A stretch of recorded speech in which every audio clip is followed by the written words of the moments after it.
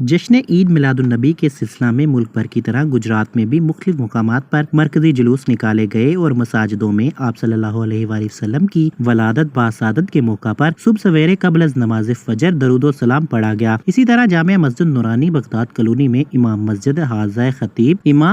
حاضہ خطیب اعظم گجرات علامہ قاری ارشد محمود قاری نے صلاۃ و سلام پڑھا اور 30 پاؤنڈ کا کیک درود و سلام کی صداؤں کے ساتھ کاٹا۔ تفصیلات کے مطابق بعد ازاں امام مسجد قاری علامہ ارشد محمود قادری کی قیادت میں مرکزی جلوس نکالا گیا، جو پھلروان نارو چوک سے ہو کر سائی راجہ دربار اور پھر مراڑیاں شریف سے ہوتا ہوا GTS چوک گجرات پر اختتام پذیر ہوا۔ درود و سلام اور مرکزی جلوس میں خصوصاً اہلیان بغداد کالونی اور پھلروان سمیت عاشقان رسول نے بھرپور شرکت کی اور جلوس پر پھلوں کی پتیاں نچاور کر کے ان کا استقبال کیا اور سارے راستے آپ صلی اللہ علیہ وآلہ وسلم پر درود و سلام کے گجرے نچاور کیے گئے۔ کیمرہ مین بلال پسوال کے ساتھ رپورٹ رضا چودھری، سہارا نیوز، گجرات۔